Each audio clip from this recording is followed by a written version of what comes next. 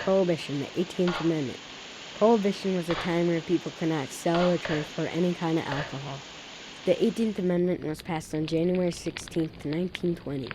It was passed because people thought it ruined families and caused unnecessary violence. The country was divided between wets, who opposed prohibition, and dries, who were for it.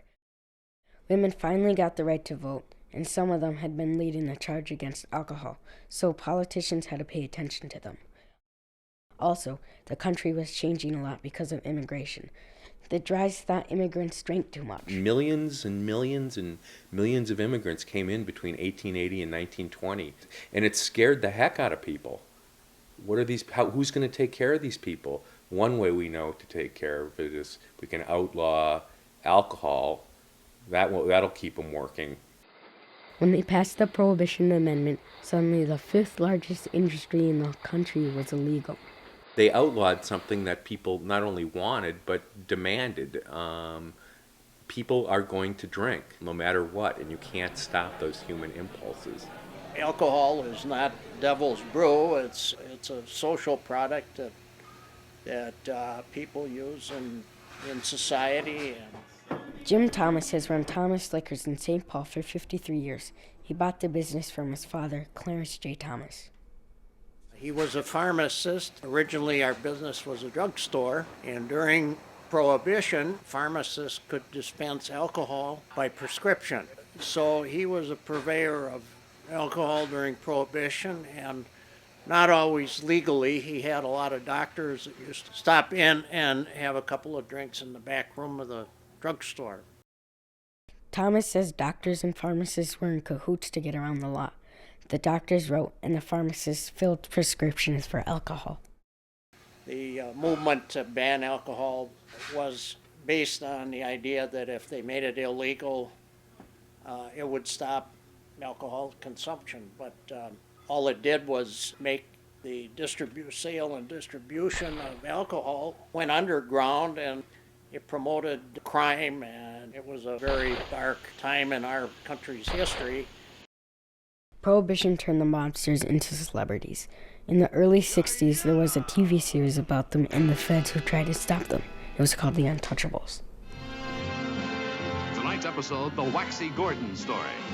All right, hands up. Nobody move. You can look at a lot of the criminals who started then, Lucky Luciano, Meyer Lansky, Bugsy Siegel, Waxey Gordon, who we're talking about, who was one of the biggest.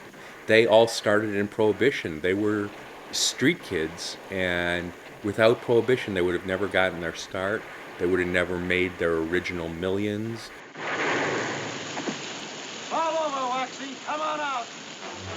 All right. It turns out I'm related to Waxey. He was my great-great-uncle, and my grandma was his niece. I didn't know about him while I was growing up, and my mother alluded to him, but never explained what she meant by her bad background. And she always said that she had the most wonderful friends in spite of her bad background, and her bad background, I guess, was Waxey. My great-great-uncle Waxey ended up doing 13 years in federal prisons, Alcatraz, Sing Sing, and Leavenworth. Waxey started as a pickpocket when he was 17 years old. He was 32 when Prohibition became a law. He started bootlegging by hauling cases of liquor from Canada to Detroit in a speedboat. He became a multi-millionaire brewing and shipping beer into the New Jersey area. Are you proud of knowing you have a black sheep in the family? Nope. Waxey was finally arrested for tax evasion in 1933. He and other mobsters concealed millions of dollars of income during Prohibition. That was money the government could have been taxing. Instead, Prohibition led to small-time gangsters becoming big multi-millionaires. I think Waxey had such a huge effect on Prohibition, one, because he was so successful. It eventually showed people Prohibition doesn't work. Everyone's still drinking. These mobsters are now millionaires, and we've got to do something about it. So, in a way, he helped end Prohibition. The same year Waxey was arrested, Prohibition was repealed. The 21st Amendment was passed on December 1st, 1933, repealing the 18th Amendment. President Roosevelt realized legalizing alcohol could help with the terrible economy of the Depression. Not only could the government tax the industry, it could stop paying for the justice system to enforce a bad law. Of course, I am delighted, but not surprised by the final repeal of the 18th Amendment. I felt all along that when this matter was properly submitted to the rank and file of our people, they would readily see that it had no place in our Constitution. It would be very difficult, if not impossible, to estimate the benefit that will come to this country from the lesson taught to the coming generations, to make it their business to see that no such matter as this is ever again made the subject of federal constitutional law. With the measure to legalize pot for medical use trailing in the Now, latest election. almost 80 years after Prohibition, the states have more say in drug and alcohol laws, but there's still plenty of debate. Holding a comfortable lead now at 56% no to 44% yes. In California and some other states, they're arguing about marijuana. In other states, they're arguing about alcohol. 14 states don't allow sales on Sunday, but some people want to change that. Personally, I don't like the idea. We're open 6 days a week, and Sunday is my only day off. But brewers and distillers like the idea of selling alcohol on Sundays. All the states around Minnesota allow Sunday sales, so liquor stores near the border would rather stay open and not lose business to their neighbors. In this bad economy, they're saying that Sunday sales in Minnesota could bring in $10 million a year in taxes.